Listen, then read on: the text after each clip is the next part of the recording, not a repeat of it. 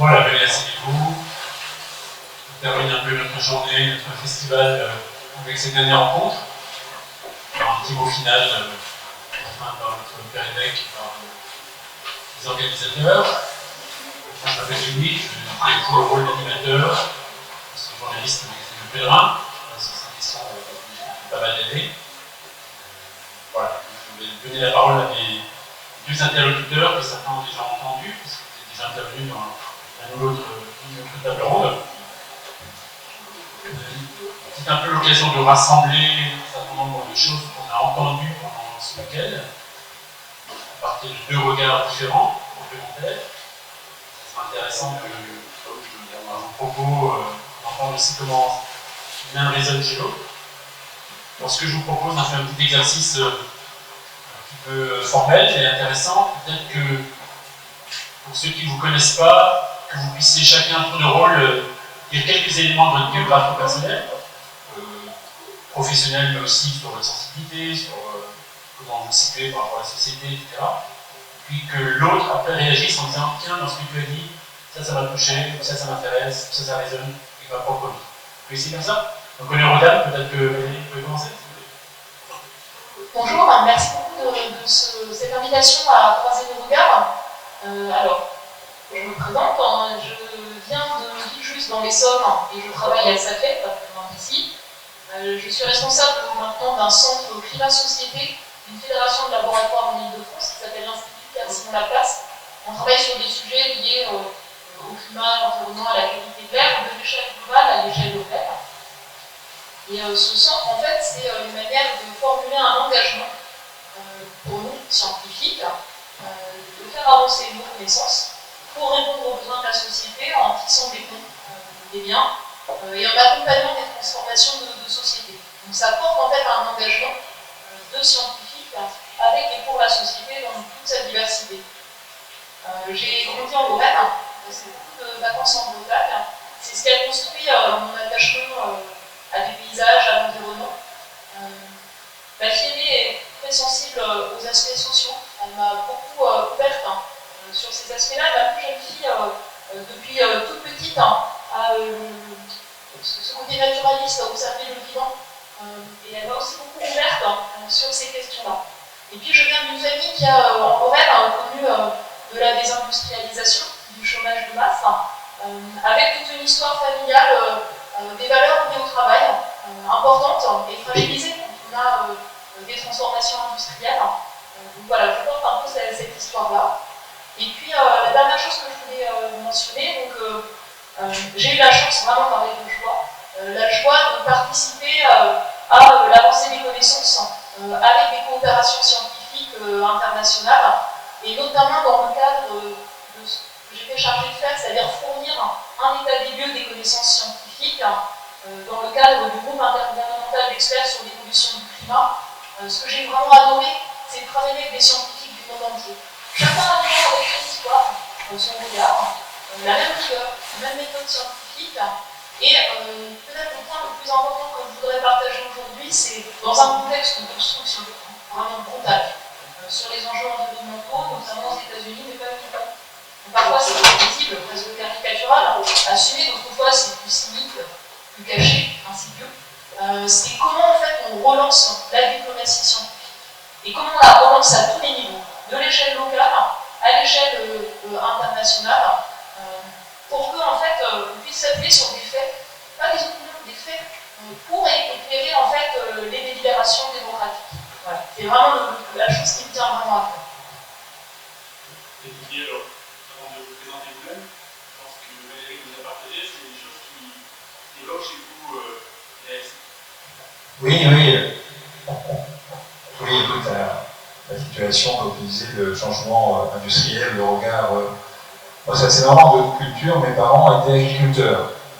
Et ont connu, en fait, ça fait des années qu'on réduit le nombre d'agriculteurs, de fermes, etc. Et on veut quitter avec regret leur activité de ferme. Ma mère, à 93 ans, est encore capable de citer toutes les vaches qu'elle avait en 1959. Elle les reconnaît sur une photo, ce que je trouve. Et ça montre l'attachement. Cet attachement qu'avaient les paysans à la terre, qu'ils ont dû quitter. Après, mon père étant un bon mécanicien, ils ont pu se recycler. Et donc on a gardé quand même cette évolution-là qui existe aussi, qui continue à exister. Hein. Dans le secours catholique, une des choses qu'on porte beaucoup, c'est l'accès à une alimentation saine, respectueuse du sol, respectueuse des paysans et de la chaîne alimentaire. C'est quelque chose qui parle beaucoup à mon expérience. Après, bon, moi j'ai mal tourné, je suis ingénieur de formation, j'ai travaillé, j'ai fini chez Orange, j'ai même participé à la conception de leur grand data center à De Reuil. Donc je sais que ces machins-là peuvent bouffer beaucoup d'énergie, mais peuvent aussi être conçus plus intelligemment qu'ils le sont parfois. Et puis j'ai toujours eu cette sensibilité du secours catholique, j'ai été bénévole il y a très longtemps, il y a plus de 40 ans. J'ai pu participer au comité des donateurs, qui était avant qu'il y ait Internet, un comité par lequel le secours catholique sondait certains de ses donateurs sur ses politiques, etc. J'ai fait pendant 2 ans. Et quand je suis arrivé après la retraite, j'ai eu la chance de pouvoir faire ce qu'on appelle un mécénat de compétences, c'est-à-dire passer la fin de ma carrière, 1 an et demi auprès du LINSO et hasard, le secours catholique que je connaissais bien. Et puis je suis resté comme bénévole, et puis un beau jour, voilà, je suis devenu président, et donc on est en plein dans cette problématique. Et là, je faisais un peu plus un magazine, le dernier rapport qu'on a sorti, le rapport climat-pauvreté. Il est pour nous évident, à travers les témoignages qu'on a pu recueillir des personnes en France, qu'elles soient métropolitaines ou outre-mer, ou chez nos partenaires étrangers, Brésil, Madagascar, Tunisie, que les pauvres, les personnes en précarité, les personnes qui n'ont pas les moyens sont les premières impactées par les dérèglements climatiques. C'est absolument évident, et alors toute notre pédagogie, c'est de partir du témoignage du terrain, de le mettre en musique, de le faire remonter avec des propositions à tous les niveaux. Il y a des choses qu'on peut faire localement, il y a des choses qu'on peut faire régionalement, nationalement, internationalement. Donc évidemment, toutes les encycliques comme la date aussi, vous avez, j'imagine pour certains d'entre vous, pu voir l'Odyssée qu'on a créé, un jeu en fait, un petit peu dans la logique de la fresque du climat, vous avez peut-être vu aussi, qui montre justement pourquoi ce sont les plus pauvres, les plus précaires qui souffrent en premier de tous ces dérèglements. Et puis, un des points très importants qu'on partage à chaque fois qu'on peut avec des représentants de l'autorité, c'est que les pauvres sont un peu les sentinelles de ce qui se passe. C'est-à-dire que comme ils sont les plus vulnérables, ils prennent aujourd'hui en pleine figure ce que demain tout le monde prendra. Et les gens qui pensent que ne sont pas concernés, de toute façon la technologie nous aidera, de toute façon on s'en sortira autrement, se mettent le doigt dans le nez, dans l'œil, pardon, jusqu'au cou, ne se rendent pas compte de ce qu'ils disent, et c'est important, nous pensons, de pouvoir leur montrer ce rôle de sentinelle pour les plus pauvres. Oui, et je voulais réagir sur ce point-là parce que donc moi je suis aussi chargée dans le cadre du Haut Conseil pour le climat d'évaluer les politiques de la France par rapport au changement climatique et de formuler des recommandations. Donc les politiques au sens diplomatie française, politique nationale, et puis l'articulation avec ce que font les collectivités territoriales. Et c'est d'ailleurs le dernier rapport qu'on a publié début avril sur en fait davantage s'appuyer sur les collectivités territoriales pour porter de manière efficace une action pour le climat qui soit juste. Et cette dimension-là de justice est essentielle. Effectivement, les personnes qui ont les revenus les plus contraints, les conditions de logement les plus défavorables, elles prennent de première ligne à la fois les risques liés au changement climatique, directement ou même via la dépendance par rapport parfois aux écosystèmes, de nombreuses régions du monde par de nombreux métiers, mais aussi elles prennent de plein fouet des politiques climatiques qui ne sont pas pensées, conçues avec les personnes en situation de précarité. Et donc on a mis depuis 2018 dans le travail du Conseil pour le climat cette dimension de transition juste comme quelque chose qui doit être structurant en fait. Et vous savez peut-être que la Cour internationale de justice a considéré que les États, par rapport aux émissions de gaz à effet de serre, vis-à-vis des droits humains, ont des obligations. Obligation de respecter les engagements, obligation de réduire les émissions de gaz à effet de serre. Ne pas le faire, ce sont des actes illicites qui donnent lieu à des réparations. Ça, c'est un point important. Et ça a été un long travail, notamment sur tous les aspects des droits des plus fragiles, de faire porter, en fait, ce contexte-là au niveau international. Mais ce qui est insuffisamment fait, je pense, c'est de construire un droit à l'adaptation. D'où l'importance de ce que vous avez mis en œuvre, des témoignages, un regard humain sur ces aspects-là. L'adaptation à un climat qui change, il faut le voir comme un droit, c'est-à-dire le droit à vivre dans des conditions tolérables et sûres, avec des actions collectives, des enjeux de solidarité, notamment pour les plus fragiles. Et on ne le pense pas comme ça. Là où j'ai dû un peu penser comme ça, c'était du côté de la ville de Paris, qui s'est dit, ben non, c'est une des villes en fait, qui a le plus d'îlots de chaleur, où en fait on a les conditions les plus défavorables quand il fait chaud, les plus aisées par contre en vacances l'été, donc restent les personnes les plus fragiles, et pas à Paris centre, hein, dans les quartiers denses, en périphérie, où il n'y a pas toujours d'espace vert. Et donc il faut penser le droit à l'ombrage, le droit à l'accès à des espaces de fraîcheur, le droit à la ventilation dans des logements, même des logements sociaux, comme quelque chose qui relève des droits humains dans un climat qui se réchauffe. Et ça peut être quelque chose d'intéressant parce qu'on le prend comme, on le renverse en fait, hein. On repense autrement des priorités de décision, des politiques publiques par rapport à cette dimension de droit. Donc ça c'est ce que je voulais souligner. Et puis la dernière chose à laquelle je pensais, c'est le lien étroit climat-santé, vraiment étroit. D'ailleurs, dans l'obstruction qu'on a, on a une obstruction aux États-Unis hein, qui porte sur la science, le climat, les sciences de la santé, les solidarités internationales, tous les mécanismes scientifiques internationaux, ça fragilise tout. Et donc on a en fait des enjeux assez étroits à tous les niveaux, santé-climat.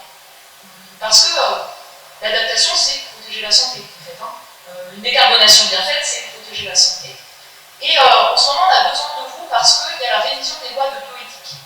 Je fais partie du Comité national consultatif d'éthique et on voudrait élargir le débat démocratique à tous les niveaux, hein, citoyens et au Parlement, dans ce contexte très particulier qui était décrit tout à l'heure, pour montrer les enjeux croisés, climat, santé, le fait que agir pour la protection de l'environnement, c'est améliorer les déterminants environnementaux de santé, c'est éviter d'aggraver les inégalités sociales de santé, qui touchent les plus précaires d'une manière encore plus aiguë.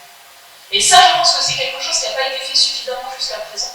Donc, les vulnérabilités, les regarder, entendre les personnes, leurs voix, leurs attentes, et après, articuler mieux des enjeux de santé publique et des enjeux de protection de l'environnement, parce que c'est ce qui nous rassemble en fait, hein, très clairement, très largement. Non, c'est tout beau programme, pas facile à mettre en œuvre, et puis pour ceux d'entre vous qui ont pu assister à la présentation d'avant, il y avait la courbe de l'éléphant là, qui représentait nous avons un problème dans nos sociétés que les gens qui ont le plus perdu avec la mondialisation, c'est une grosse partie des classes moyennes occidentales, donc entre autres en France. Et on en voit le prix politique aujourd'hui. Donc c'est très important d'avoir ça en tête, et c'est là où la dimension spirituelle pour moi joue à fond, c'est que la mondialisation a permis à des gens qui étaient très pauvres de devenir moins pauvres, pas tous, hein, mais quand même pas mal quand on regarde la courbe. Par contre, elle a permis aussi à des gens très riches de s'enrichir encore plus et de tomber dans la fameuse structure du péché définie par Jean-Paul II et remise en lumière dans différentes encycliques. Il y a tout un travail d'éducation à faire en séparant des choses qui ont permis des choses telles qu'on les espère, une meilleure répartition des richesses dans une partie de la population, et en attaquant celles qu'on n'espère pas, à savoir les structures de péché, la richesse, qui vit dans son monde, complètement isolé de la réalité, et de plus en plus, et qui capitalise à fond sur le fait que ces fameuses classes moyennes ont peur de tomber encore plus dans une dégradation, et donc les gens très très riches qui dirigent jouent là-dessus, jouent sur ces peurs pour se maintenir au pouvoir, voire pour amplifier leur pouvoir, et évidemment nier tout ce qui pourrait aller vers des structures un peu plus égalitaires, en particulier au niveau écologique. C'est intéressant d'entendre ce que vous représentez dans vos expressions, le travail des scientifiques, le travail d'un entrepreneur à un moment donné, puis maintenant d'un associatif. Comment est-ce qu'on articule votre présence, votre analyse, votre expertise par rapport au champ politique, qui lui nous paraît souvent très fatigué, ou très polarisé, ou très violent par moment? Est-ce que vous avez l'impression qu'on vous entend, ou est-ce qu'il y a des générations qui avancent, d'autres qui reculent? Comment vous vous situez par rapport à ces acteurs-là? Je ne sais pas s'il y a une réponse. Moi, je n'ai pas un énorme recul. Je suis président du secours depuis un peu moins de 2 ans. Malgré tout, quand on a des discussions avec des représentants de l'autorité politique, d'une manière générale, on a des gens qui écoutent. Après ce qu'ils entendent, en tout cas, ils écoutent. C'est-à-dire qu'il y a pour la plupart un respect. J'ai l'impression que ce sont essentiellement des gens plutôt de bonne composition qui cherchent, si pas le bien commun, au moins l'intérêt général. Donc il y a de l'espoir, parce qu'il y a à côté de ça effectivement des gens qui sont sur une logique de repli en disant mais non, on nous, on va vous protéger d'un déclassement plus grand. Vous avez qu'à nous mettre au pouvoir et tout ira bien. Ça existe aussi. Mais pour moi, la bataille n'est pas perdue. On a des choses à dire, on a à mettre en avant l'humanité, la spiritualité, qui nous permet de prendre un peu de recul par rapport à ce qu'on fait peu dans le monde politique. Je crois que ça a été dit dans une tribune précédente, on est vraiment sur les échéances suivantes. C'est important, et toute la démarche écologique est en plein là-dedans, de penser à 5 ans, à 10 ans, à 20 ans. Et c'est sûr que l'accord de Paris, quelque part, a échoué, l'augmentation des températures qu'on espérait brillant à 20 ans, mais il y a des choses qui ont été faites, et maintenant, voilà, on n'a pas réussi à prévenir, pas autant qu'on le voudrait, donc il faut qu'on a réussi à s'adapter. Grand enjeu et qui ne sera pas aussi non plus en 24 heures ou demain. Alors, de ce point de vue-là, l'accord de Paris n'a pas entièrement échoué, parce que l'objectif principal, c'était de contenir le réchauffement largement sous 2 degrés, et il est possible de le faire. Par contre, il va dépasser 1,5 degré rapidement. Et donc, l'objectif, l'aspiration la plus ambitieuse, on n'a pas tenu, mais il reste beaucoup à faire. C'est important de le souligner. Et par rapport aux relations avec le monde politique, moi j'ai eu différents types d'interactions. J'ai été en fait élu local au conseil municipal de la commune où j'habite, qui en général a qu'une seule liste, parce que c'est difficile en fait de trouver suffisamment de personnes pour faire ça, et on était venu me chercher en tant qu'élève à l'époque, sans moyen mon cadre professionnel. Et du coup j'ai vu en fait que dans l'intérêt général, localement, on peut faire avancer beaucoup de choses, puis à un moment donné ça bloque, et puis parfois il faut attendre 5 ans, 10 ans, la société évolue, les choses qui apparaissaient infaisables deviennent possibles. Donc c'est aussi, pour moi c'est aussi une leçon de patience et de pragmatisme sur ces aspects-là. Mais vraiment il y a beaucoup de choses qu'on peut faire ancrées dans l'intérêt général, local, quand on n'est pas sur un côté, comment dire, idéologique polarisant. J'ai échangé avec, comme scientifique du climat et des fonctions au niveau du GIEC, du Conseil climat, avec des responsables politiques très variés. Mais il y en a avec lesquels je n'ai pas échangé. Il y en a qui n'ont pas voulu me voir. Et ceux qui en fait jouent sur le populisme, la polarisation, la post-vérité, en fait non, ils n'essaient pas de nous parler, en fait. Pas du tout. Parce qu'en fait, les faits factuels, objectifs, vérifiables, c'est le but ennemi de la post-vérité ou du populisme. Et donc là, c'est difficile comment on fait quand on a une construction politique populiste qui va essayer de flatter un électorat de manière clientéliste, en segmentant et en rejetant un certain nombre de faits. Moi, j'ai pas la solution par rapport à ça. J'ai invité, par exemple, 2 élus du RN à venir dans notre laboratoire parce qu'ils avaient dit que le GIEC exagère. J'ai passé plusieurs heures avec eux, on leur a montré comment on mesure les émissions de gaz à effet de serre et tout ça. Et ils sont sortis en mais nous, en fait, nos électeurs, ils nous parlent bien des conséquences du changement climatique dans des endroits très pauvres. Ils nous en parlent. Mais nous, on veut qu'ils puissent garder leur chauffage à gaz, leur voiture diesel, parce que c'est ce qu'ils ont envie d'entendre. Voilà, moi, c'est la seule fois où j'ai pris position publiquement, c'est au moment de la discussion parlementaire, où j'ai dit qu'il y a une imposture sur ce qu'il dit. Il y a une imposture à vouloir protéger les gens et vouloir apparaître comme nationaliste, quand finalement on acte dans son programme politique un renoncement à protéger les gens, parce qu'il n'y a pas de stratégie claire, et on acte une dépendance qui est toxique en fait aux importations d'énergie fossile. Voilà. C'est la seule fois où j'ai vraiment pris position, parce que j'ai vu l'impossibilité d'échanger. Voilà. Donc ça c'est quelque chose qui est difficile. Et puis après, je suis aussi responsable d'une petite association locale, Nature Environnement, que ma plus jeune fille a démontée.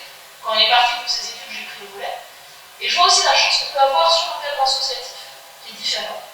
Où on peut être force de proposition, on peut faire remonter des propositions, et quand elles sont bien faites, elles peuvent être prises par les élus locaux.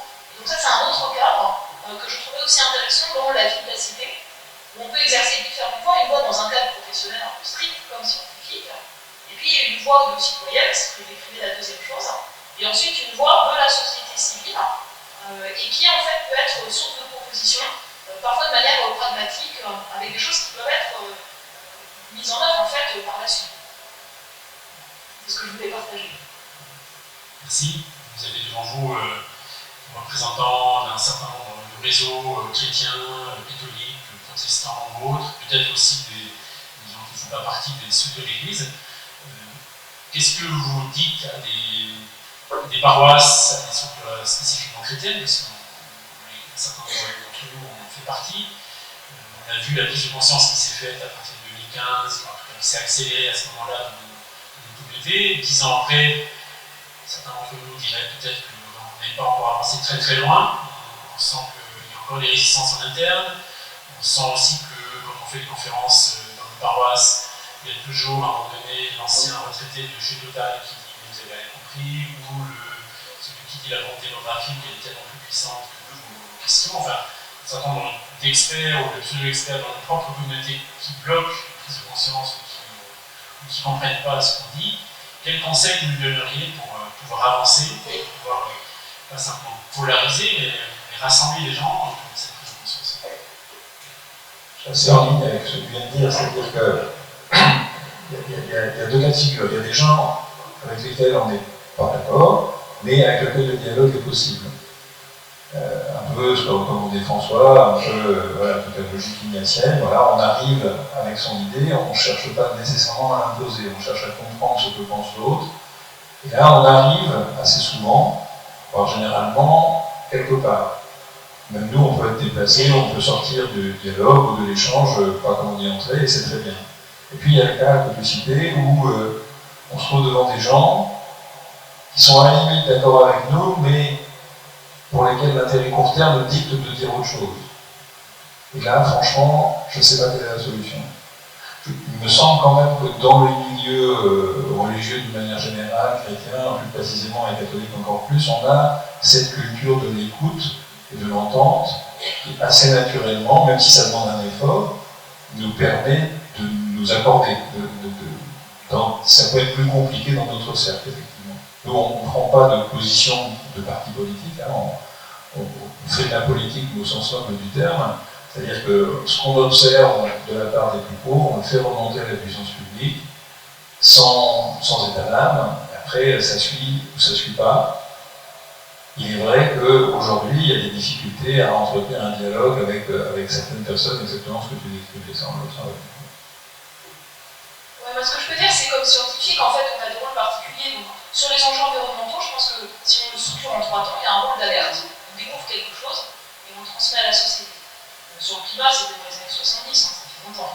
Après, il y a un rôle de co-construction, c'est-à-dire de quelle connaissance vous avez besoin, qu'est-ce qui vous manque pour bien agir. Par exemple, sur les enjeux du climat, si on ne connaît pas bien les vulnérabilités, on passe à côté de la plaque pour les mesures qui sont prises. Parce qu'en fait, on ne va pas agir en direction de ceux qui en ont le plus besoin. Après, il y a besoin de connaissances, et ce n'est pas la physique du climat, hein, c'est des sciences humaines, sociales, donc on a besoin d'économique pour éclairer les choses en plus des témoignages individuels. C'est-à-dire faire en sorte que des politiques économiques, etc., soient bien pensées. Et donc, c'est ce que j'appelle la co-construction. Et puis après, quand ça déraille, parce que ça déraille, en fait, regardez le rythme de baisse des émissions de gaz à effet de serre de la France, ça déraille. C'est très mauvais depuis 2 ans. En fait, on n'est pas du tout sur le cap qu'on devait tenir. En Europe, les paquets omnibus, etc., le but, c'est de faire dérailler. Au niveau international, les pétro-États rejoints par les États-Unis, ils veulent tout faire dérailler sur le multilatéralisme environnemental. Ils prennent même en otage les prochains rapports du GIEC et leur calendrier. Donc là, c'est une obstruction. Pensée, structurée, mise en œuvre, ben, il faut la donner à voir. Il faut la donner à voir. Et de la même manière, quand on parle de l'information et la désinformation, on n'est pas tous égaux devant l'accès à l'information. Vous faites un effort, vous, en venant ici, pour chercher une information, mais d'autres personnes vont rester dans des bulles, en fait, on va les maintenir dans une forme de désinformation. Hein. Certains médias, notamment privés, c'est un choix, c'est une ligne éditoriale, ont un discours climato-sceptique, il faut le dire. Hein. Donc, nous, scientifiquement, ce qu'on peut juste dire sur ce volet-là, c'est que mettre des faits, le fact-checking, vous savez, ça suffit pas du tout, ça marche pas. Quand les gens sont exposés à quelque chose de faux, mais qui fait écho à leur valeur, ben, ils se souviennent de ce qu'il faut. Même si après on leur dit, bah, regardez, c'est pas tout à fait juste. Ils restent sur leur idée reçue initiale. Ce qui marche bien pour susciter le discernement, l'esprit critique, c'est à l'inverse expliquer comment marche la désinformation, faire une sorte d'alerte frontale en expliquant comment ça marche, qui l'a construit, qui l'a relaie, parfois involontairement, c'est censé susciter une émotion, hein, souvent la colère, etc. Et en fait, c'est ça qui va avec le populisme. C'est tout ce mécanisme en fait, hein, qui joue sur ces aspects-là au lieu de l'empathie, de l'attention aux autres, de l'altruisme et tout le reste. Et du coup, si on arrive à mieux expliquer ce que veut faire cette désinformation, ça ouvre en fait un discernement, un esprit critique qui fonctionne bien dans la durée. Et puis, ce que je voulais également mentionner par rapport au rôle de l'Église catholique, c'est il y a très longtemps, moi j'ai été confrontée au déni scientifique sur le climat ministre de la Recherche qui était Claude Allègre, un géochimiste. Et là, en fait, moi, j'avais porté une lettre ouverte, signée par des centaines de scientifiques. Nous, ça a été relayé à l'Académie des sciences, qui avait fait, en fait, écouter les différentes parties, puis une conclusion très claire sur l'état des lieux scientifiques. C'était intéressant. Et en même temps, un peu avant, j'avais été, en fait, amenée à interagir dans une série d'auditions de la Conférence des évêques de France, qui avait écouté des catholiques qui portaient un discours climato-sceptique, il faut le dire, et c'était la meilleure qualité d'analyse et d'écoute que j'ai jamais vue. Les arguments des uns, les arguments des autres, c'était des laïcs en fait, qui ont mené ces ensembles d'écoute, d'audition, qui ont fait leurs propres conclusions en écoutant les uns et les autres, en allant creuser pour comprendre les éléments du débat. Mais ceux qui portaient un discours climato-sceptique ont refusé que les conclusions de ce travail soient vues. Que peut-on faire dans ce cas-là? Mais donc moi je retiens transparence. Transparence. Clair sur ce qu'on sait et ce qu'on ne sait pas. Vraiment clair. Et la deuxième chose, c'est rendre accessible.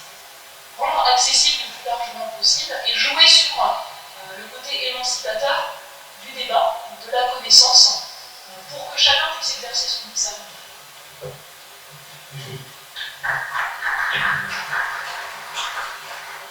Merci, je vais juste insister sur deux, trois choses. Je crois que c'est ATD qui dit, ATD qu'un monde, si l'opinion des pauvres n'est pas prise en compte dès le début, elle n'est jamais prise en compte. Et ça, c'est quand même quelque chose qu'on observe. Si on ne tient pas compte de ce que pensent les plus pauvres, les plus précaires au début, après ça se traite entre gens, voilà.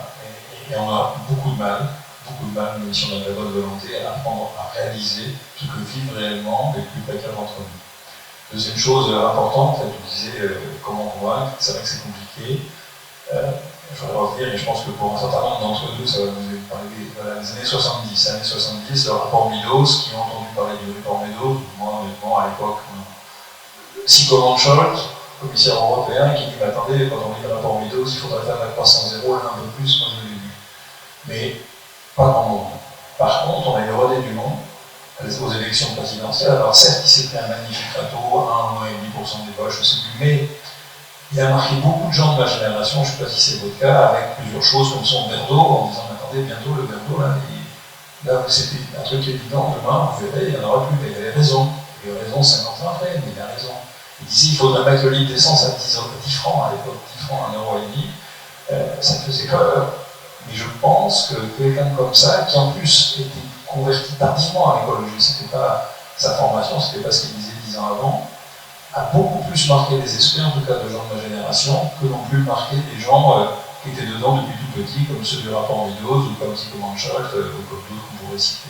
Donc, dans la question que vous posiez, comment est-ce qu'on peut convaincre, je pense que trouver des gens dont on ne s'attend pas qui tiennent ce genre de discours est très important. Et probablement, si moi, en tant que président du sport catholique, je dis s'occuper de l'opinion des plus pauvres, les traiter comme des frères, comme des êtres humains, je vais convaincre tous ceux qui sont déjà convaincus. Si c'est quelqu'un qu'on ne s'attend pas de tenir ce discours-là, ça va avoir infiniment plus de portée. Et ça, je pense que c'est quelque chose qu'on peut utiliser à l'échelon local, à l'échelon régional, à l'échelon national. Ça demande sans doute un travail un peu de discernement dans notre propre communauté, d'écouter, d'entendre et de voir qui est en train de mûrir sur ces questions-là pour l'aider à prendre la parole et pour aussi nous accompagner dans notre propre réflexion.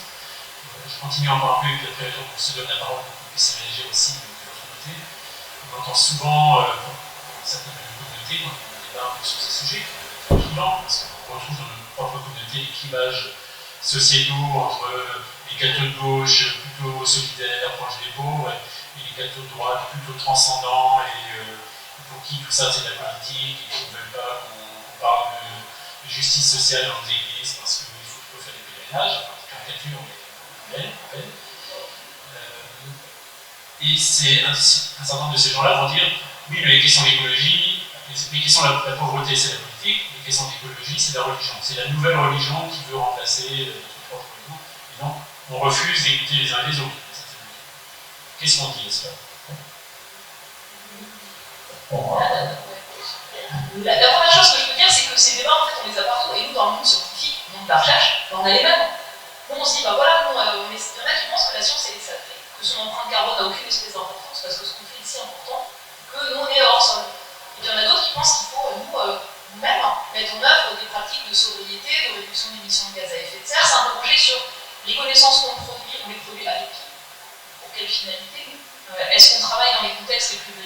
ce qu'on va travailler avec les grandes entreprises multinationales pour les aider en fait à être plus résilientes dans un climat qui se réchauffe. Donc on a en fait les mêmes réflexions, on les a partout dans tous les groupes humains, c'est normal. Et ce que j'ai trouvé intéressant dans le monde de la recherche, c'est que c'est par le dialogue et l'écoute que les choses avancent. Il y a un gros effet de génération. En fait, quand on a des valeurs un peu enracinées, c'est plus difficile de changer. Et donc, ce qui fonctionne bien, c'est quand on donne de la place et qu'on accorde de la confiance aux plus jeunes, qui sont d'ailleurs chez nous en situation précaire, dans le monde de la recherche, en contrat court, etc. Donc, leur accorder de l'importance, leur donner des moyens pour mener leur propre réflexion, écouter ce qu'eux attendent des autres, et puis les aider à le mettre en œuvre. C'est pour ça d'ailleurs qu'on a fait ce centre Climat Société d'ailleurs, parce que certains d'entre eux, ils avaient envie d'aller s'enchaîner, même devant les grilles du Muséum d'Histoire nationale, du Muséum d'Histoire naturelle, où j'étais obligée de faire des témoignages pour qu'ils finissent pas en prison. Donc c'est pas satisfaisant, vous voyez ce que je veux dire, quand dans un cadre professionnel, on n'arrive pas à trouver une manière de faire avancer les choses, et qu'il y a cette frustration, cette colère qui est aussi présente. Et ça fonctionne bien en fait, de leur donner de l'espace, de les écouter, d'identifier les projets qu'on veut porter. On a par exemple soumis un projet sur le data center, leur empreinte territoriale, ce que vous en avez parlé à plusieurs reprises, simplement parce que c'est un point de débat, et nous on se dit par il faut des connaissances, donc on va faire évoluer nos pratiques de recherche pour apporter des connaissances sur un sujet qui fait polémique, de sorte à valoriser les meilleures pratiques possibles. Et puis l'autre chose que je voulais mentionner, je parlais des plus jeunes, donc je veux parler des enfants. Systématiquement, quand je pense aux enjeux climat, je pense aux enfants. Les miens, les autres, tous les enfants. C'est eux en fait qui vont vivre de plein fouet avec les conséquences de ce qu'on n'a pas fait suffisamment bien avant. Et beaucoup de nos politiques publiques ne sont pas pensées pour eux. Et je vais vous prendre juste un exemple. On n'est pas dans une société qui donne beaucoup de place à la voix des enfants en France. J'ai vu d'autres contextes où on le fait davantage. Juste un exemple. Quand on définit les objectifs de l'adaptation au changement climatique, les objectifs, on va mettre sur place des efforts au niveau international, au niveau national. Il n'y a pas d'objectif sur la continuité de l'accès à l'éducation. On ne le mesure pas. Parce qu'en France, il y a le droit à l'éducation qui est une obligation pour l'État, d'assurer la continuité d'accès à l'école. Mais dans la pratique, Mayotte, Guyane quand il fait très sec, Guadeloupe quand l'eau n'est pas potable, ou même quand il fait très chaud ici et que les écoles sont fermées, ben finalement on sape ce droit. Et on ne suit pas ce que ça implique. Au Brésil, on sait que par vague de chaleur au-delà de 35 degrés, il y a une augmentation du décrochage scolaire au lycée. Mais pas partout, uniquement dans les lycées pauvres. Parce qu'il n'y a pas la clim, les espaces verts, les places. Donc c'est tellement insupportable chez soi et à l'école, on est incapable d'apprendre, donc on décroche et on n'y va plus. Et ça, c'est un piège de pauvreté. Parce que ça veut dire en fait moins d'accès à des diplômes qualifiants, moins d'accès à des métiers mieux rémunérés, et une perte de chance tout au long de la vie. C'est les futures vulnérabilités quelque part. Rien que ça, le mesurer, en faire une priorité collective, c'est quelque chose qui pourrait transcender beaucoup de clivages en réalité. Ça pourrait embarquer largement. Et j'arrive toujours pas à comprendre pourquoi c'est pas mis en priorité. Comme quelque chose pour lequel on fait des efforts collectivement, de sorte à éviter de créer ce qui va en fait amplifier les inégalités sociales dans la durée. On pourrait le faire. Il y a chose que tu viens de dire, ça me fait penser, j'ai eu la chance d'aller à Mayotte et de passer pas mal de temps avec nos équipes Mayotte. Alors, on a 80 bénévoles à peu près, tous musulmans ou presque, bien sûr, comme tout le monde à Mayotte. Très bons échanges. Et on s'aperçoit aussi qu'il y a un autre problème, c'est en France, on est quand même très radical, très centraliste. On part du principe, dans les différents ministères, que ce qui fonctionne à Paris va fonctionner partout. Alors, je peux vous dire qu'à Mayotte, ça donne des résultats curieux sur l'éducation, c'est ça qui nous faisait penser. On a créé des lycées, des collèges, très bien, mais on n'a pas tenu compte des antagonies qui pouvaient exister entre les différentes parties de la population. Et donc vous avez des gens qui doivent traverser des territoires, entre guillemets, antagonistes, et ça crée de la violence. Et c'est des choses que localement les gens connaissent très bien, mais que nationalement on est incapable de voir, comme toute bonne foi en ignore. C'est juste, je rebondis sur ce que tu disais, par rapport à ce que tu disais, comment on peut, dans un monde interclivé, y compris dans l'environnement catholique, moi, dans mon chemin de conversion, il y a eu quelque chose qui s'est passé, vous savez, dans les gens, après Marie-Madeleine, les parfums, il a dit, enfin, on aurait mieux fait de ce parfum de le vendre pour les pauvres, et Jésus répond, attends, les pauvres, vous les aurez toujours, moi, vous m'avez pas toujours. Pendant très longtemps, j'ai entendu cette parabole comme, oui, ce qui est important, c'est évidemment de servir le Christ, ses successeurs, etc. Et puis les pauvres, c'est une fatalité, il y en a, il faut s'en occuper, nourrir les ventres et respecter dans la terre. Et en fait, je me dis maintenant, et évidemment ça a été écrit bien mieux que ce que je peux dire par différents, comme y compris le pape François dans certaines de ses homélies, en fait, ce que nous disait Jésus, c'est je suis là, je suis le chemin vers le royaume, demain ce seront les pauvres le chemin vers le royaume. En tant que chrétien, pour moi, ça fait partie de mon chemin de conversion et je pense que c'est quelque chose qui peut fonctionner avec des gens qui sont plus dans la transcendance et forcément hors du monde. Et qui, je pense, malheureusement, en pensant ça, ratent quelque chose. Merci. Alors, une petite demi-heure. Est-ce que ça vaut la peine aussi maintenant de faire remonter quelques questions, plutôt courtes, de préférence? Merci beaucoup pour vos deux interventions. Madame, vous nous avez dit plutôt aussi que je l'ai bien s'informer, c'est beaucoup travaillé. Quand vous avez répondu à vos élus du Front National, là, c'était déjà d'ailleurs quelque chose que vous puissiez le recevoir. Mais ça demande de travail, quoi. Quand on voit malheureusement certains hommes politiques, et là je n'aime pas les condamner, je ne fais même pas de différence entre la bonne politique avec un grand P et un petit avec un petit P, ce sont les mêmes. Et est-ce que, de quelle manière pouvons-nous, nous citoyens, conscientiser ces politiques? Et deuxièmement, alors c'est essentiellement ma question, voyez-vous chez les jeunes un certain progrès de conscience, d'interrogation et de pratique par rapport à notre génération? Merci d'avoir parlé de Dumont, et effectivement, on avait à peu près compris il y a 50 ans ce qu'il voulait dire, mais ma génération n'a pas fait grand-chose. C'est une qualité interpellée, Valérie, mais...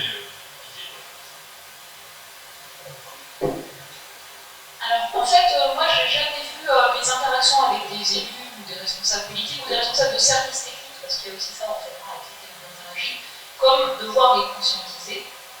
Moi, je l'ai vu comme, en fait, une opportunité de leur donner des clés pour s'approprier un état de connaissance, et après, un travail à faire pour, à partir de ces connaissances, voir comment ça peut les aider à s'appuyer dessus sur ce qu'ils souhaitent mettre en œuvre. Et dans chaque région, il y a par exemple des groupes régionaux d'experts climat-biodiversité qui font ce travail-là, en fait, aller chercher les connaissances existantes pour répondre à des besoins de régions, d'intercommunalités, de départements. C'est là où ça peut se faire, cette interaction structurée. Mais c'est une interaction, c'est-à-dire qu'il faut qu'il y ait une attente d'un côté, qu'il y ait une réponse de l'autre. C'est pas toujours évident, en fait. Parfois, on nous pose des questions pour lesquelles on n'a pas la réponse clé en main. Il faut prendre un peu de temps. C'est ça qui est un petit peu difficile. Après, donc, ce qui me semble aussi, c'est que dans certains contextes, il y a des élus qui, en fait, arrivent à des responsabilités sans avoir un projet clair. Le travail n'a pas été fait. Il n'y a pas un projet qui a été délibéré, construit. Et du coup, ils se retrouvent à gérer les affaires comptes, c'est crise après crise, en fait. Et ça rend très difficile d'arriver à structurer et décliner quelque chose qui a été pensé à l'avance. Et enfin, le troisième volet que je note, c'est que parfois, sur des nouveaux types de crises, il y a une tentation de vouloir appliquer les recettes du passé, qui ne vont pas fonctionner. Et la dernière chose, c'est parfois une incompréhension du caractère d'urgence. Oui, il y a des urgences majeures par rapport aux enjeux environnementaux, mais parfois ça peut pousser à vouloir déployer rapidement une seule réponse pour montrer qu'on fait quelque chose, et cette réponse, elle peut se révéler injuste, ou créer de nouveaux risques, ou avoir des effets indésirables majeurs. Et donc parfois il y a aussi le besoin de prendre un peu de temps pour que ce qui est mis en œuvre soit mieux fait. Et ça, c'est pas facile. Puis dernière chose, pour beaucoup d'élus, c'est l'immédiat qui compte. Et il y a un vrai manque d'exercice en fait de projection à hauteur, disons, mettons, de 2050, pour donner cette cadre temporelle, c'est-à-dire s'interroger sur ce qu'on met en œuvre maintenant et ce que ça va impliquer pour la suite. Donc il y a un cadre un peu structurant qui est construit sur les trajectoires de référence pour l'adaptation, mais pas encore complètement mis en œuvre partout, pour s'assurer que ce qu'on met en place maintenant fonctionnera dans le climat à venir. Et ça manque. Et je me souviens d'avoir été dans une réunion des musées de culture scientifique, vous voyez, avec des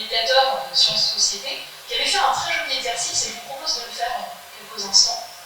Et l'exercice, c'était qu'est-ce que vous voudriez absolument, absolument vous-même, des valeurs, des objets, des choses qui vous tiennent à cœur, même abstraites en fait, emmener en 2050. Je vous dis juste, moi je suis climatologue, j'utilise des archives dans la glace. Moi j'avais pensé à emmener des glaciers, parce qu'ils sont un peu fragilisés. J'aimerais bien en fait conserver des glaciers, vous voyez. Qu'est-ce que vous aimeriez emmener en 2050? C'est très rare que les gens disent ma voiture thermique et mon chauffage à gaz. On a trouvé une personne qui vit leur puissance encore de 30%.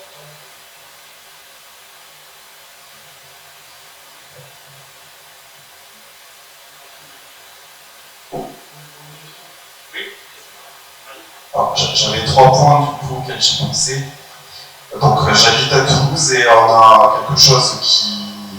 Il y a un gros dossier chez nous depuis pas mal de temps qui est la 69 entre Toulouse et Castres, avec des recours, contre-recours, etc.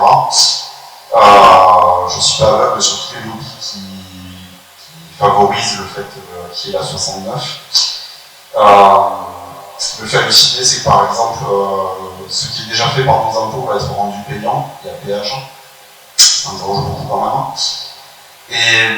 Et en revanche, le souci, est-ce que la population locale peut renvoyer, elle ne le fait pas forcément, mais elle pourrait, c'est que la France a été quadrillée d'autoroutes et de voies rapides depuis des années, y compris le nord du Tarn et l'Arabie, et que la population peut dire vous prenez conscience des problèmes environnementaux et c'est tout sur nous, pour qu'on ne soit pas à égalité, à avoir une autoroute comme les autres, une voie rapide comme les autres, alors qu'on a été délaissés, qu'on n'a pas eu d'autoroute pendant longtemps, et c'est sur nous que ça tombe comme ça, dans une logique d'inégalité. La deuxième remarque que j'avais, j'ai eu l'autre. Réagir à ça? Oui. C'est une inégalité par rapport aux grandes infrastructures, est-ce qu'il faut les résoudre ou bien est-ce qu'il faut penser Penser long terme. Pourtant, un point rassurant quand même, il y a 15 jours, dans un congrès, une association qui s'appelle l'UNIOS, qui regroupe une bonne partie du secteur associatif et du secteur de la santé. Et on avait une introduction par Madame la ministre, qui a commencé par voilà, je suis la 8e ministre en 2 ans. Je suis la 8e ministre en 2 ans. Le sous-entendu derrière, c'est je vais faire ce que je peux, et voilà. Le côté positif, c'est qu'en dessous, il y a une administration qui travaille. Le politique peut influer sur l'administration, surtout dans notre pays. Il y a d'autres pays comme aux États-Unis où quand on change de majorité, ils font le nettoyage très profond que les En France, non. En France, on a quand même des fonctionnaires qui ont une certaine longévité et qui peuvent orienter, dès lors qu'eux-mêmes sont bien orientés, si j'ose dire, les politiques d'État. Donc le politique a son rôle et sa responsabilité. Il y a tout un niveau de l'administration qui fait des choses qui prend des décisions qui font que les choses se font ou ne se font pas. Et à ce niveau-là, il faut aussi le travailler. Par rapport à la 69, moi je ne dis pas Castres ni Toulouse, donc j'ai pas de... Ma seule observation, c'est que je me demande souvent, parce qu'il y a aussi des discussions sur la ligne à grande vitesse entre Bordeaux et Toulouse, si on avait eu la même sensibilité qu'aujourd'hui à ces sujets-là, au moment où on a créé le TGV entre Paris et Lyon, est-ce qu'on aurait laissé créer le TGV entre Paris et Lyon? Je le fais à l'envers. Aujourd'hui, je ne connais personne qui dise que le TGV entre Paris et Lyon est une mauvaise idée. Personne. Je ne connais pas tout le monde non plus. Réfléchissons bien sur l'infrastructure, il faut se poser des questions. Et encore une fois, c'est pas mauvais parfois de se dire, mais s'il y a 40 ou 50 ans, on avait refusé ces LGV, aujourd'hui, qu'est-ce qu'on ferait? Aujourd'hui, comment est-ce qu'on assurerait la mobilité des gens qui ont la chance d'être sur ces lignes, car il y aurait que tout le monde n'y est pas. Voilà, une fois que j'ai dit ça, je ne simplifie pas le problème. C'est juste que le processus de décision est quand même compliqué, mais qu'on a des gens qui sont capables de l'assumer dans la durée, et malheureusement, ce n'est pas des gens qui rendent des comptes à vous et à moi. Ce pas des gens qui sont élus, c'est des gens qui sont nommés. Donc on peut espérer qu'ils sont bien formés, bien éduqués. Et le côté positif, c'est qu'ils permettent que des choses se fassent. Alors, le deuxième point est sur le politique, en fait c'est quelque chose qu'on n'a pas trop abordé. C'est que politiquement, la sensibilité que j'ai, que je ressens, qui est la même que la logique de consommation, c'est que ce qui fonctionne, c'est le grand projet ou le projet nouveau mais très rarement l'entretien de l'existant ou la légère amélioration. Et que ça contrecarre vraiment voilà, la logique écologique. Oui, en fait, moi c'était le point que je voulais souligner. D'ailleurs, on l'a noté dans les rapports du Conseil climat. Beaucoup en fait de l'aménagement il a été pensé pour la voiture. C'est l'héritage des décennies. Et ce que je veux mentionner en plus, c'est que cet aménagement pensé pour la voiture, il éloigne, il disperse en fait les lieux de vie, le lotissement, la professionnalisation. Il défait la fabrique du vivre ensemble, en réalité. Et puis il éloigne les gens des services, des services publics. Et c'est aussi pour ça qu'on a cette vulnérabilité par rapport au prix des carburants ou d'autres choses. C'est toute une forme de pensée de l'aménagement qui peut se révéler être un piège de pauvreté. Et l'autre chose que je voulais mentionner, c'est quand on compare des grands projets d'aménagement, à chaque fois, il y a mobilité et pas voiture, il y a qui investit, qui bénéficie, quel est le service rendu, et est-ce qu'il y a des alternatives. Et après, c'est tous les effets indésirables qui peuvent être l'artificialisation dans des endroits qui sont importants, le fait de morceler des terres agricoles. Et pour moi, c'est ça qui fait que sur un projet comme la 69, ma lecture personnelle, c'est que l'étude d'impact environnemental, elle avait d'abord été très mal faite, vraiment très mal faite. Et le retour d'expérience d'autres régions comme la Bretagne, qui ont fait des autoroutes partout, qui a doublé les nationales et elles sont gratuites, c'est de penser autrement. Donc il y a des alternatives à faire des autoroutes payantes, dont on sait très bien qui va payer, c'est-à-dire vous tous avec vos impôts, et qui va bénéficier, ceux qui auront les moyens d'accéder à ce péage et de vivre éloignés de leur lieu entre leur lieu de vie et leur lieu de travail. Concrètement, c'est ça ce que ça veut dire. Et du coup, ça pose vraiment des questions de fond sur quels sont les mécanismes d'évaluation environnementale pour les rendre mieux, je pense. Et le Conseil climat, il suggérait un moratoire sur les grands projets routiers, avec une réflexion sur l'amélioration des mobilités du quotidien, normalement. Pas simplement les choses à très grande distance, qui sont utiles pour le monde économique, le tourisme, etc., mais les mobilités du quotidien. Et vous le savez aussi, souvent l'entretien des routes, des voiries, c'est le premier poste de dépenses des communes. Et avec les effets climatiques, ça augmente en fait les coûts d'entretien. On voit même que dans certains endroits en montagne, ça devient hors de portée. L'entretien de certaines voies qui desservent des petites communes et qui posent des enjeux d'habitabilité de certains territoires. Et là, il n'y a pas de cadre de réflexion. On continue comme avant. On essaie d'avoir des grands projets d'aménagement qui sont pensés depuis des décennies.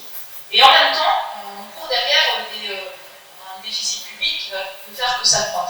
Et je pense que c'est exactement le type d'objet sur lesquels il faut se poser et réfléchir à quelle serait une politique d'aménagement de mobilité plus durable. Pas ça. Il y avait une question à laquelle je n'ai pas répondu, je voulais y répondre juste, c'était sur les plus jeunes. Est-ce que les plus jeunes ont une plus aiguë conscience environnementale? Alors c'est très hétérogène. Il y en a qui en ont ras-le-bol. Juste ras-le-bol que depuis l'école primaire, on leur parle des petits gestes à faire avec un côté moralisant, puis ils voient bien tout le monde, ils observent, ils voient les pratiques des autres, ils baignent dans les réseaux sociaux avec des influenceurs ultra consomméristes qui leur véhiculent en permanence cette image que réussir sa vie, c'est des signes ostentatoires de consommation. En fait, c'est une dissonance qui est terrible pour eux. Ceux qui essayent d'avoir des pratiques, des modes de vie vertueux, ils sont marginalisés quand ils sont au collège par la pression sociale. Donc il y a une vraie réflexion à mener. Et pour moi, c'est pas aux plus jeunes à porter ces enjeux-là. C'est à nous à le porter, à leur montrer qu'on arrive à engager des transformations pour leur donner confiance. Parce que sinon, c'est ingérable en fait. Et la pire intervention que j'ai eue, et la pire dans une commission parlementaire, c'était sur un rapport qu'on a fait sur l'océan et les glaces dans un climat qui change, qui montre à quel point on dépend de ces milieux, dans des différents contextes géographiques, où un député m'a dit tout va bien puisqu'on enseigne ça à l'école.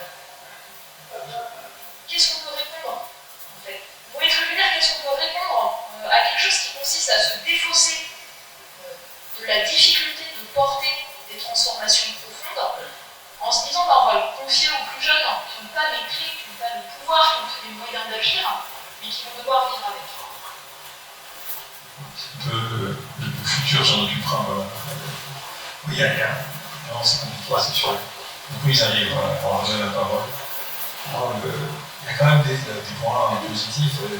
Les mouvements suite, au fond, se portent bien.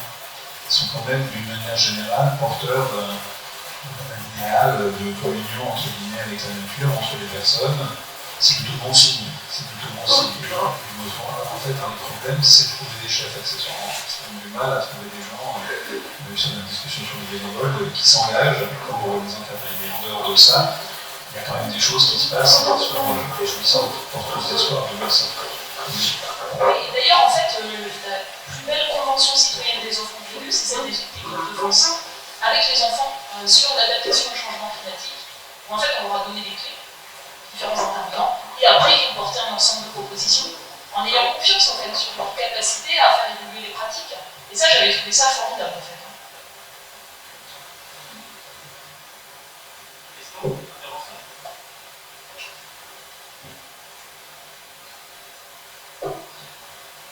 Merci.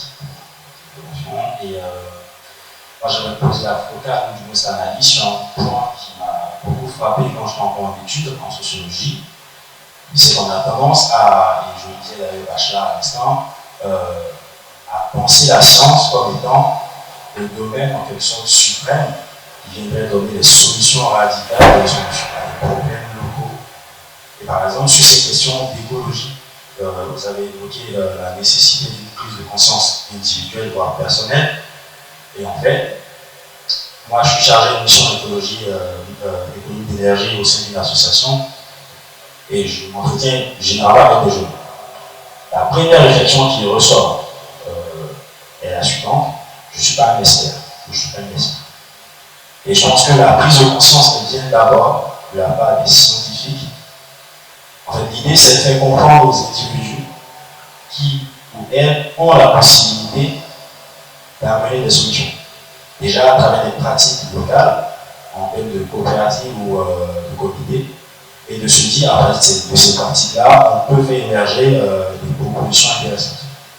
Là où les scientifiques, je ne dis pas que c'est l'heure, mais peut-être la manière dont on pense la science, comme Bachar par exemple dit, l'opinion pense mal ou ne pense pas, c'est aussi de faire peser le poids sur les scientifiques, comme quoi ils devraient fournir les réponses aux questions qui sont posées. Et en fait, l'idée de cette prise de conscience, c'est d'abord, et ça c'est mon avis, c'est d'abord de faire prendre conscience aux individus particuliers qui ont ou elles ont la possibilité de proposer des éco-gestes. Vous avez parlé des enfants, et donc de pouvoir faire émerger ces pratiques-là. Et derrière, qu'est-ce qu'on en fait? Et c'est là qu'on voit bien le poids de la science. Généralement, les conventions citoyennes ou les chartes qui sont prises ou adoptées font partie de ce qu'on appelle en droit le soft law, c'est-à-dire les normes qui finalement n'ont aucune valeur juridique et qui ne vont pas du coup être obligatoires. Est-ce que l'idée c'est aussi de penser cette normativité de ces propositions pour au final les faire poser sur les décideurs politiques et même les scientifiques afin qu'ils puissent s'y référer? Sujet compliqué parce que la science elle est aussi très attaquée parfois. Il y a beaucoup de scientifiques qui sont très humbles, qui présentent leurs résultats comme une probabilité de résultat, une probabilité d'évolution. Le rapport Meadows en est un bel exemple. Puisque à l'époque, 72, ils disaient voilà, ça peut se passer ci, il peut se passer ça, il peut se passer ça, en fonction de tel ou tel paramètre. On s'aperçoit qu'ils avaient parfaitement raison compte tenu de ce qui a été fait. Mais à l'époque, il y a beaucoup de gens qui nous ont dit mais non, mais on ne va jamais faire ce genre de bêtises, donc ce scénario-là, on leur attend, on aura celui-ci. En fait, non, mais c'est comme c'était plus populaire, c'est eux qui ont été suivis sur l'idée. Donc c'est compliqué pour la science, compliqué. En même temps, elle est attaquée, vous voyez bien aujourd'hui, il y a plein de gens de l'autre côté de l'Atlantique qui disent oui, mais non, mais de toute façon, la science aujourd'hui, elle ne sait pas, mais demain, elle trouvera une réponse, vous en faites pas, faites confiance. C'est compliqué pour elle aussi de tenir compte de la vie des individus, puisque c'est des gens en général qui ont fait beaucoup d'études, qui ont fait beaucoup de modèles, qui comprennent des choses que vous et moi, je ne sais pas pour vous, mais moi en tout cas, ne comprenons pas, et qui sont capables de traiter de trucs très théoriques qu'on ne comprend, on ne comprend pas, qu'on fait confiance, on ne confiance pas. Pour moi, ce qui mine notre société, au monde occidental probablement, c'est cette espèce de défiance qu'on a, même par rapport à nous. On est ce que certains appellent, à mon avis, de l'archipélisation parfois, c'est-à-dire on est des groupes qui pensent comme ci, des groupes qui pensent comme ça, qui communiquent peu. La science n'est pas reconnue ou plus reconnue comme quelque chose qui peut les unifier. À nous de trouver des alternatives pour faire exprimer la voix des gens, faire des choses au niveau local. On peut faire des choses au niveau local. Nous, on a, je sais pas, 1500 personnes qui sont dans les CCAS. les centres communautaires d'action sociale. Et ça, c'est très important, puisqu'il y a des choses, la végétalisation des villes, la végétalisation des villages, l'intercommunalité, c'est quand même des choses qui sont aussi portées par le CCAS. On va voir d'ailleurs suite au municipal si ça change un peu la composition des CCAS, mais il y a quand même beaucoup de choses qui peuvent se faire par des gens qui ont une bonne connaissance du local et pas forcément de la science. Et puis sur la convention citoyenne, c'est vrai qu'on a un vrai problème dans le pays. C'est-à-dire qu'on fait des conventions citoyennes qui arrivent avec des recommandations et après elles sont laminées pour certaines. Si vous prenez celle de la convention sur l'alimentation, on voit bien que la plupart des propositions ont été soit supprimées, soit sensiblement réduites. Une par exemple qui était de supprimer la publicité pour les aliments trop sucrés pour les enfants, et ben elle a été rejetée, alors que d'autres pays le font, comme en Bretagne. Donc on n'a pas, maintenant après, ce que disent certains, il faudrait qu'après la convention citoyenne on fasse un référendum. L'ennui du référendum, c'est qu'il faudrait qu'on soit tous au courant de ce qui se fait. Je pense qu'on n'a pas trouvé la bonne solution. Mais c'est vrai qu'aujourd'hui, les conventions citoyennes ont tendance, c'est des montagnes qui accouchent souvent d'une souris. Oui, moi j'ai beaucoup apprécié votre intervention et peut-être je ne l'ai pas bien formulé, mais en fait il y a le côté connaissance scientifique avec les méthodologies, la rigueur, la réplicabilité qui permettent d'objectiver des choses. Mais en fait, il n'y a pas que les savoirs scientifiques, il y a les connaissances d'expérience, les savoirs locaux, des acteurs de terrain, les savoirs autochtones aussi, qui sont tout particuliers par rapport aux écosystèmes. Et l'enjeu, c'est d'arriver à hybrider finalement ces différentes formes de savoir. Et le deuxième point que j'ai beaucoup apprécié de votre intervention, c'est le côté renforcement de capacité. En anglais, on dit empower en capacité, on dit en français, qui est vraiment important, c'est à débloquer le fait que une personne est capable de pouvoir agir, de pouvoir agir différemment, parce que les défis d'aujourd'hui ne sont pas les mêmes, et avec des exemples inspirants qui justement libèrent tout cet imaginaire. Et nous, c'est un sujet sur lequel on veut vraiment travailler aussi sur la manière dont on communique comme scientifique du climat. C'est quels sont les récits, quels sont les imaginaires qui sont mobilisés. Et il y a une forme d'imaginaire qui est celui de, collectivement, on se met des règles, on fera moins, on consommera moins, on ira vers la neutralité carbone, tout ça c'est perçu comme très négatif. Vous voyez ce que je veux dire? Se restreindre, on peut aussi le renverser et se dire, voilà, on peut produire davantage décarboné, consommer mieux, construire une forme d'abondance frugale de sorte que chacun puisse vivre bien. C'est la même chose, mais le récit imaginaire n'est pas du tout le même. Et il donne aussi peut-être plus la vision de ce que chacun peut porter. Et après, moi je suis très réservée sur le côté simplement les citoyens tout seuls, éclairés, feront les bons choix. On a une petite partie, mais je crois beaucoup en fait aux politiques publiques, à l'information, aux incitations, à la fiscalité, aux normes, au cadre réglementaire, beaucoup qui s'imposent aussi aux entreprises pour valoriser les meilleures pratiques. Et sur ce point-là, en fait, ce qui est le point d'attention aujourd'hui, c'est que ce qui est menacé par exemple en France, ce sont les agences à vocation réglementaire. Les attaques sur l'ADEME, les attaques sur l'Office français de la biodiversité, sur l'Agence alimentation santé.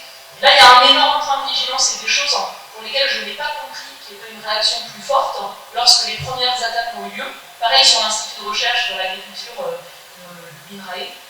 C'est vraiment essentiel d'avoir des agences qui sont capables d'aller chercher les connaissances scientifiques et de les traduire en cadre réglementaire. C'est un rôle particulier. Il ne faut pas le laisser que au gouvernement. Il faut qu'il y ait des agences les plus indépendantes possibles pour le faire. Et c'est une clé en fait pour conserver cette capacité à les faire évoluer. Et ça, c'est fragile en ce moment. Juste rajouter, comme journaliste dans ce débat, comme observateur du monde chrétien aussi, je pense qu'on a été trop éduqués dans notre catéchèse d'enfants que être chrétien, c'est être gentil. Je ne sais pas si les enfants, vous partagez ça, il y a un groupe d'enfants qui nous a rejoints, mais quand on est élevé, on va au catéchisme, on dit soyez gentils, le bon Dieu vous regarde, tout ça. On culpabilise en plus quand on est méchant. Et on perd la capacité à être juste, ou à vouloir être juste. Parce que si vous voulez défendre la justice, il y a des moments où il ne faut pas être gentil. Il faut résister, il faut se rebeller, il faut dire ça c'est pas supportable. Ce qu'on évoque là sur cette perte de lieu démocratique qui est en cours actuellement, des instances régulatrices sont démantelées à l'intérieur, normalement ne devrait pas se taire. Collectivement, on ne devrait pas accepter que ça se passe.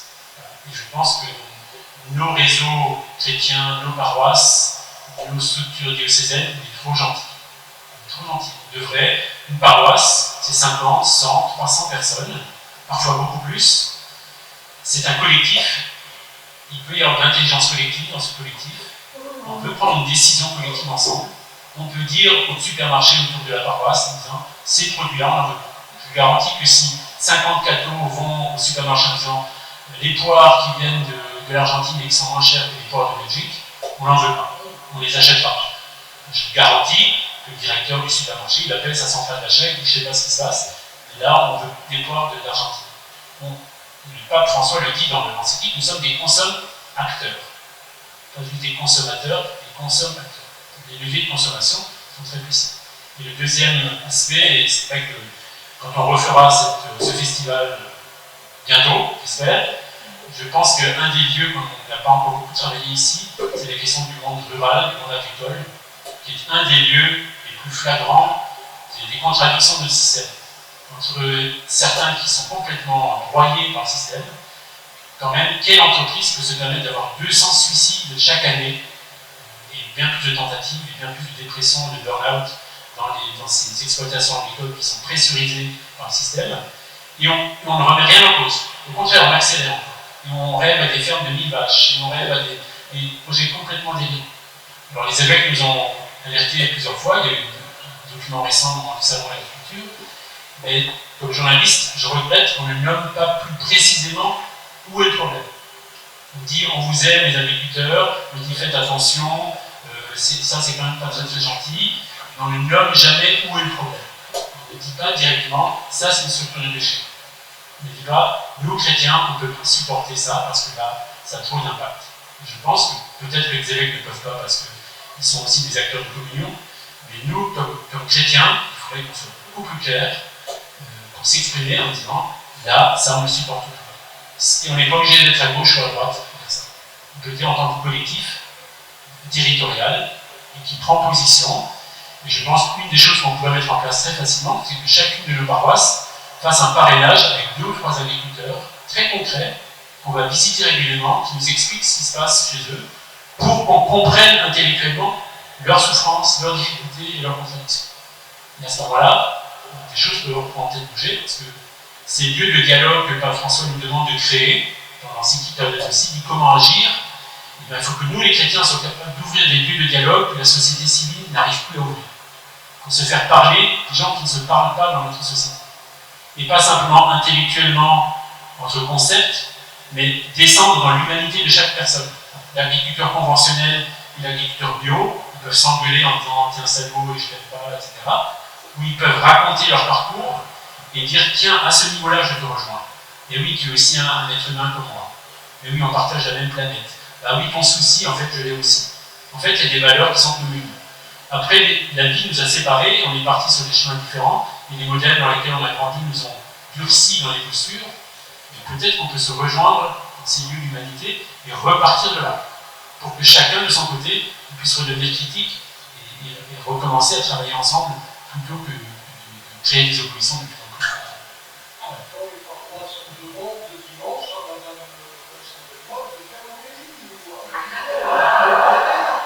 C'est une nouvelle proposition. Là, en tout cas, ce que ça dit, la maturité de nos communautés chrétiennes, on doit travailler, on a dit qu'il faut travailler sur ces questions-là. Cette maturité du collectif que nous sommes et qui a quelque chose à dire à la société, regardez par rapport aux prochaines élections qui arrivent, si on est juste des moutons qui suivront et dire ah bah c'est dommage ce qui nous arrive, on ne sert à rien en fait. On est signe de rien. C'est pas la peine que Christ meure sur la croix si on est juste passif à dire ah oui, bah là il y a des fachos qui arrivent, c'est pas grave. Il ne s'agit pas d'être de gauche ou de droite, c'est de dire quelle est la justice. Je laisse Laura poursuivre. Merci Dominique, quel bel élan, ça donne envie. J'ai une question pour toi en fait. Et je t'ai entendu donner cette idée de dialogue, de lien entre les paroisses et les agriculteurs à plusieurs reprises. Je me demande si tu as dû faire, si ça s'est fait. Ça c'est une première question. Et la deuxième chose, c'est plutôt une proposition. Donc je pense que je crains que Valérie Masson-Delmotte n'ait pas le don d'ubiquité encore. Peut-être qu'en attendant qu'elle vienne faire des homélies partout, on peut nous-mêmes faire des choses. On peut demander au réseau et au label Église Verte, par exemple, d'être intervenants. Il y en a qui se déplacent, donc n'hésitez pas. La deuxième chose, c'est que par rapport, il y a, lors des grands rassemblements des évêques pendant 3 ans, qui avaient parlé d'écologie pendant 3 ans à Lourdes, il y avait une proposition qui avait émergé, je ne pense pas qu'elle ait été retenue finale parce qu'elle est arrivée un peu tard, qui était d'introduire dans nos prières universelles, systématiquement, ou au moins durant le temps pour la création, en septembre, octobre, ou à certains moments importants, une prière spécifiquement pour la création, parmi les prières universelles. Elles sont universelles, mais la création n'est pas parmi les 4 classiques. Et en particulier, là, dans les 2 dimanches qui viennent, il y a une proposition qui a été faite qui vient d'être envoyée par une association qui s'appelle Chrétiens Mille pour la Terre. J'ai participé par le passé, qui est d'avoir une prière universelle pour soutenir l'appel des évêques du Sud sur la sortie des fossiles. On fait une conférence dans 15 jours, et peut-être qu'on pourrait prier pour ça, pour que les 44 pays qui se réunissent écoutent ce cri de la terre et les pauvres. Donc voilà, un contexte est proposé, mais vous pouvez l'inventer par vous-même. Merci. Voilà, donc il faudra d'autres festivals. Il faut qu'on continue à travailler ensemble pour s'émerveiller, comme nous y invitait notre collègue ce matin, mais aussi pour travailler notre lucidité, être capable d'entendre des acteurs de terrain qui nous disent voilà ce que nous on perçoit. Peut-être aussi, et ça m'a un peu manqué, sauf erreur de ma part, mais est-ce qu'il y a des pauvres parmi nous? Est-ce que vous vous identifiez comme quelqu'un qui est dans la précarité voilà. Et on dit les pauvres doivent parler, et on ne les entend pas. Et donc il nous faudra la prochaine fois un agriculteur sur le terrain, un ouvrier, des enfants qui nous parlent, etc. pour qu'on ne soit pas que dans la tête. On a essayé dans le table ronde de ne pas être que dans la tête et dans l'intelligence des savoirs, mais aussi de parler à partir de nos tripes, de notre compassion universelle les uns avec les autres, et donc donner cette parole pleinement pour qu'on puisse se convertir. Parce qu'on ne se convertit pas en termes de idée, ou tout d'un coup, oui, cette idée est géniale, je vais me convertir. On se convertit à partir du moment où on est touché dans notre compassion pour l'autre. Et pour ça, on a le droit d'avoir des émotions, on a le droit d'être touché aux larmes parce que quelqu'un dit. J'espère que dans ces 2 jours, que Gaëtan et toute l'équipe qui vont venir maintenant faire la conclusion vous ont permis de vivre des moments d'émotion, de compassion, et puis aussi de clarté dans les savoirs pour qu'on puisse s'engager davantage. Peut-être pour finir, je redonne juste la parole à nos 2 invités pour la conclusion. Voilà. Oui, difficile de conclure sur un sujet comme ça. Par rapport à la question des paroisses, nous, on se ressent sur quelques programmes nationaux. Il y en a un qu'on appelle Ensemble bien vivre, bien manger, qui consiste à montrer toutes les faiblesses de la chaîne alimentaire, les conséquences sur la santé, et les paroisses participent. On a beaucoup d'agriculteurs qui participent, les 3/4 de nos délégations sont impliquées. Ça va depuis faire goûter à la cuisine de produits frais de saison, jusqu'à travailler avec les agriculteurs, avec toute la chaîne alimentaire, faire remonter aux politiques. Je ne dis pas qu'on a les succès qu'on aimerait avoir, il y a une réflexion théologique avec le Yola sur le sujet, parce que c'est quand même des choses où c'est intéressant aussi d'avoir le regard de personnes qui sont vraiment orientées théologiques. Donc oui, il y a de l'espoir, oui, il y a des choses qui se font. Je sais pas, il y a au moins une personne qui a l'expérience d'être migrant pour dater de parce que j'ai parlé avec elle à midi, donc il y en a au moins une, mais c'est vrai que partir avec et à partir des gens qui vivent ces situations-là, c'est quand même infiniment plus riche que d'avoir nous, par exemple, qui ne sommes ni pauvres. Merci en tout cas, j'espère que ça a pu vous inspirer quelque chose, et puis à très bientôt pour le prochain festival. Oui, moi je voulais très humblement vous remercier infiniment de ce que vous avez mis en place, les moments d'échange, les réflexions partagées. Vous avez des choses qui vous relient. Moi je n'ai pas de religion, vous m'avez fait confiance, et je vois tout ce qui nous rassemble. La bienveillance, le respect de la vie, la compréhension des interdépendances, l'attention portée aux plus fragiles. Et je pense que ça illustre bien le besoin d'alliances, de nouvelles alliances, pour justement porter des transformations difficile, courageusement, de manière solidaire, et j'espère en s'appuyant sur les connaissances scientifiques. Mais vraiment, je note avec beaucoup d'admiration votre capacité à travailler ensemble, qui est une force incroyable.